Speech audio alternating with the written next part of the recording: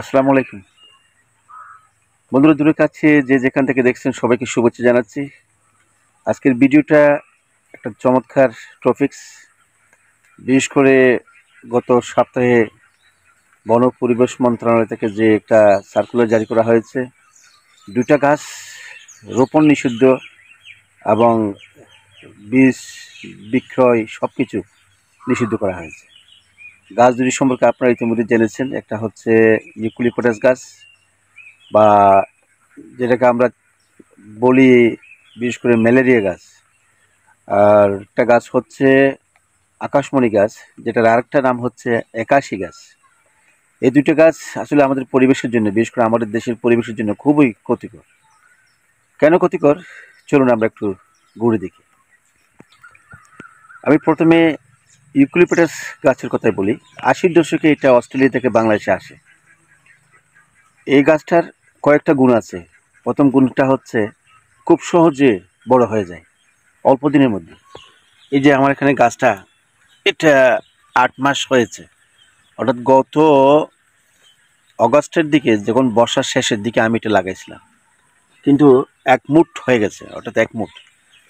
এত বর্ধিত গাছ আমার মনে হয় না বাংলাদেশে আর তেমন আছে। খুব খুব দ্রুত বাড়ে এবং খুব লম্বা হয়ে যায়, একেবারে স্টিল সোজা। তো এই কারণে এই গাছটা মানুষের কাছে জনপ্রিয়তা পায় এবং জায়গা যেহেতু বেশি মারে না, অর্থাৎ সে অল্পতের উপর দিকে উঠে যায়, তাহলে মানুষ এটা সহজে সবখানে রোপণ করতে পারছে। কেউ বাড়ির সীমানা, কেউ রাস্তার সীমানা, সবখানে কিন্তু এই গাছটা একেবারে ছড়িয়ে ছিটিয়ে আছে বাংলাদেশে। তবে সবচেয়ে আশ্চর্যজনক কথা হচ্ছে কি জানেন, এই গাছের মধ্যে কোনো পাখি বাসা বাঁধে না। আপনি প্রমাণ করতে পারবেন না যে কোনো পাখি এই গাছে বাসা বেঁধেছে। আজ থেকে খোঁজ খবর নেই রাখুন, কত বাঁধলে আমাকে ছবি পাঠাবেন, আমি আপনাকে পুরস্কৃত করব। এই গাছে কোনো পাখি বাসা বাঁধে না। কারণ কি? এটা রাতের বেলায় এক প্রকার কেমিক্যাল গ্যাস নিঃসরণ করে, যার কারণে এটার গন্ধ ওই পাখি এবং অন্যান্য জীবজন্তু ওইটা সহ্য করতে পারে না। যার জন্য এখানে অন্য কোনো পাখি জাতীয় বা পশু জাতীয় কেউ এটার নিচেও থাকে না, উপরেও থাকে না। এই একটা বিষয়। তাহলে যেটা পরিবেশের জন্য ক্ষতিকর, যেটা কোনো জীবজন্তু তার গাছে বাসা বাঁধে না, তাহলে এটা আমার জন্য তো ক্ষতিকর অবশ্যই। আর এটার থেকে কার্বন ডাইঅক্সাইড নিঃসরিত হয়। আমরা জানি যে অক্সিজেন নিঃসরণ করে গাছে, কিন্তু দেখা গেছে যে এই ইউক্যালিপটাস গাছে আপনার কার্বন ডাইঅক্সাইড ছাড়ে। তাহলে ওই দিক দিয়েও ক্ষতিকর। দ্বিতীয়ত হচ্ছে এই গাছের নিচে যতটুকু এরিয়া থাকে, ওই গাছের যে পাতাগুলো পড়ে, ওই পাতার 6 ইঞ্চি 7 ইঞ্চি নিচে মধ্যে এখানে কোনো বীজ গজাতে পারে না, কারণ এই মাটিগুলো অনেকটা বিষাক্ত হয়ে যায়। আর একটা বিষয় আছে যেটা সবচেয়ে গুরুত্বপূর্ণ।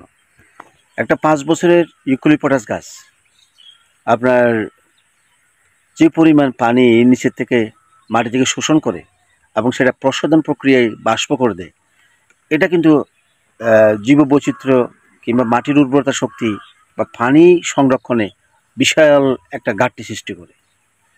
এ কারণে এই গাছটা আমাদের জন্য, আমাদের পরিবেশের জন্য মানানসই নয়। কারণ আমরা তো এমনি পানি সংকটে আছি। আপনার রবি মৌসুমে তো আমরা চাষ করতে পারি না ভালো করে। সে কারণে যদি আপনার আশেপাশে সবখানে যদি এরকম গাছ ছড়িয়ে ছিটিয়ে থাকে এবং পরিপক্ক গাছ যদি কত পানি টানে জানেন, একটা 5 বছরের গাছ 300 লিটার পানি মাটি থেকে তোলে। তো 300 লিটার পানি যদি সে একজনে খায়, আবার তার কিছু করতে হবে না। আপনি কত নলকূপের এই যে পানি পাচ্ছি না আমরা, এখানেও কিন্তু তার এই গাছটা দায়ী। সুতরাং সব দিক দিয়ে বিবেচনায় আমাদের এটা প্রত্যাখ্যান করা উচিত। এই গাছটা রোপণ এবং কোনো প্রকার বাজারজাত বিপণন সব কিছু বন্ধ করা সময়ের দাবি ছিল। এটা আসলে হয়েছেও, তাই বন্ধ হয়ে গেছে এবং ভালো কাজ করছে, এটা আমি মনে করি। এবার চলুন তাহলে আমরা আকাশমণির দিকে যাই, যে আকাশমণিটা বন্ধ করলে কেন। আকাশমণির আরেকটা কারণ হচ্ছে, আকাশমণি সাধারণত হেমন্তকালে ফুল ফল আসে। আকাশমণি যখন ফুল আসে, ফল যখন পাকে, ফুলের পরাগরেণু তখন চারিদিকে ছড়িয়ে যায় বাতাসে। এই ফুলের পরাগরেণু যেখানে যায় 1 থেকে 2 কিলোমিটার পর্যন্ত বাতাস দূষিত হয়ে যায়। কীরকম দূষণ হয়? ওই ফুলের পরাগরেণু কোনো বৃদ্ধ বয়স্ক বা শিশু বা হাঁফানি শ্বাসকষ্ট আছে এমন কারো কাছে যদি ওই বাতাস বা ফুলের পরাগরেণু চলে যায়, তাহলে অবস্থা খুবই কাহিল হয়ে যায়। এটা হাঁফানিকে বাড়িয়ে দেয়, শ্বাসকষ্ট বৃদ্ধি করে এবং ইভেন মৃত্যু ঘটায়। এটা কিন্তু সহজে আমরা দেখি না, কিন্তু এটা গবেষণায় দেখা গেছে সেটাই। সুতরাং এই আকাশমণি গাছ বলেন বা ম্যালেরিয়া গাছ বলেন, কোনোটা আমাদের পরিবেশের জন্য সুইট নয়। আপনি এই গাছ লালন পালন না করে যদি একটা ফলজ গাছ লালন করেন, সেটাই ভালো হবে। আমি তাই আমার এই গাছগুলি কেটে ফেলেছি। আমি এখানে ফলজ গাছ রোপণের জন্য সিদ্ধান্ত নিয়েছি। একটু দেরি হলেও বা একটু ক্ষতি হলেও হোক, আমি যেহেতু বুঝতে পেরেছি, আশা করি আপনারাও বুঝবেন। এই বিষয়গুলো নিয়ে আমি গভীরভাবে এত কিছু দেখি নাই, এই জন্য আজকে এই সমস্যা।